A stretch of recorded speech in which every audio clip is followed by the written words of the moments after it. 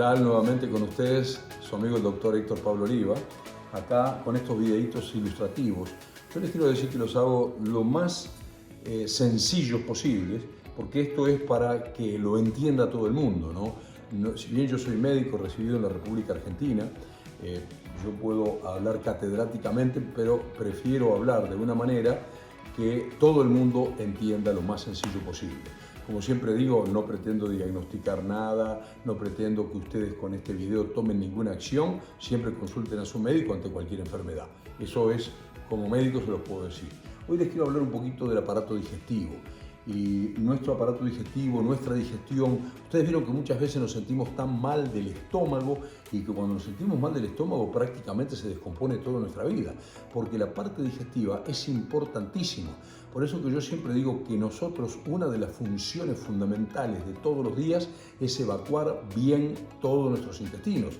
Y también, por ende, para llegar a ese final, tenemos que hacer una buena digestión. Tenemos que cuidarnos en lo que comemos, tenemos que ver cómo masticamos los alimentos y les quiero explicar un poquito cómo empieza este proceso digestivo. Nosotros decimos que la digestión empieza en la boca, con una buena masticación de aquello que comemos, sobre todo si son carnes o si son algunos productos que son más duros, ¿no? Diferente que los líquidos. Cuando lo masticamos bien, se forma como un bolo, como una bola que le llamamos bolo alimenticio, pasa a través de un tubo que es este que está acá, que es el esófago, y llega al estómago. En el estómago, cuando llega del esófago al estómago, hay una válvula que se cierra cuando se está produciendo la digestión en el estómago y no permite que vuelva el líquido hacia el esófago. En caso de que vuelva el líquido hacia el esófago, se produce el llamado reflujo gastroesofágico, que en algún momento vamos a estar hablando un poquito más de eso. Pero llega al estómago, acá el estómago, como se ve ahí, llega todo ese bolo alimenticio, acá está el estómago, que el hígado está por acá arriba, y entonces ahí se produce como una licuadora y intervienen algunas enzimas, ¿no es cierto?, sobre todo la pepsina que está en el estómago y el ácido clorhídrico. Ellos ayudan al proceso de la digestión, la primera parte de la digestión. Después de allí del estómago, pasa ese bolo alimenticio a través de la primera parte del intestino delgado, que es llamado duodeno.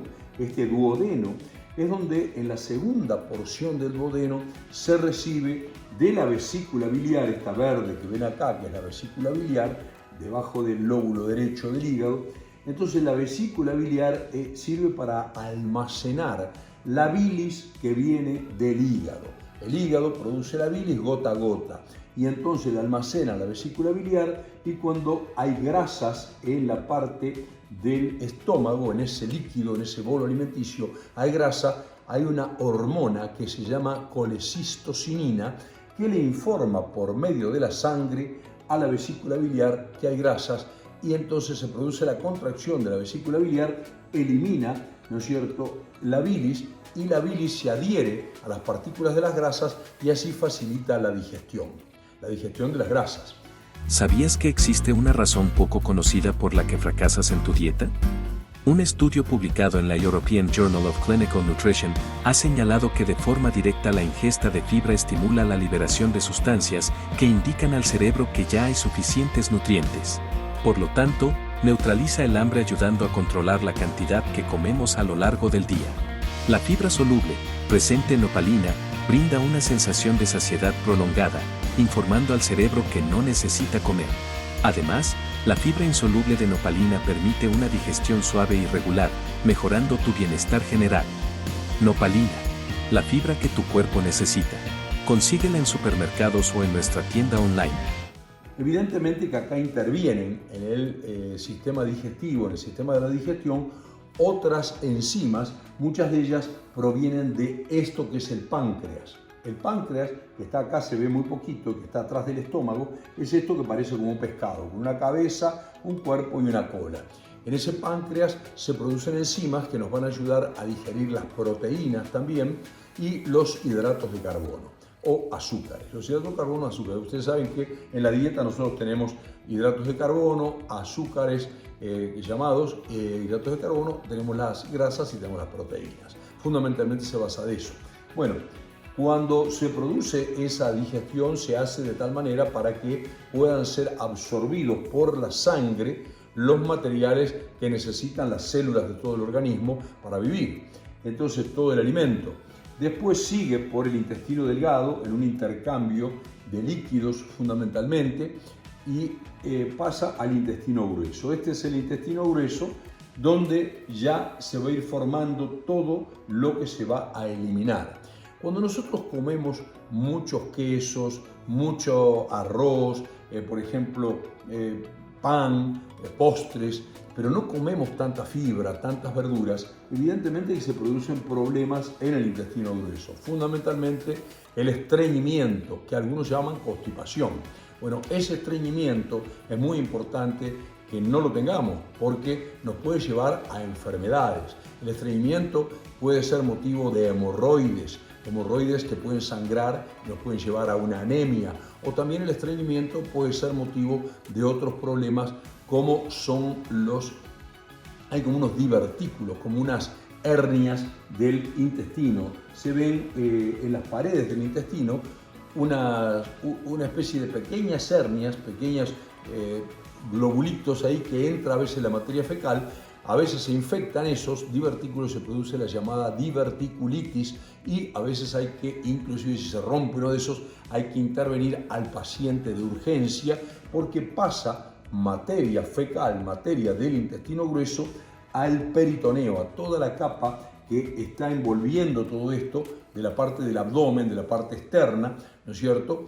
Que hay una serie de capas que otro día vamos a hablar, pero ahí en eso no puede entrar líquido, no se puede contaminar con líquido de materia fecal porque hay muchas bacterias que pueden producir graves enfermedades y entonces se produce la llamada peritonitis y al paciente hay que operarlo de urgencia.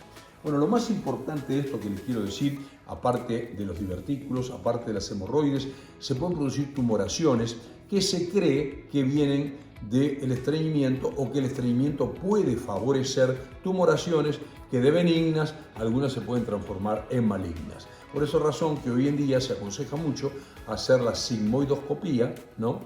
O la colonoscopía, donde el médico introduce una forma de mirar o ver, se hace bajo anestesia, toda una sonda adentro del intestino grueso y se puede ver si hay pólipos, si hay tumores, esos se pueden quitar ahí mismo en ese momento de la colonoscopía y se pueden examinar si son malignos o benignos.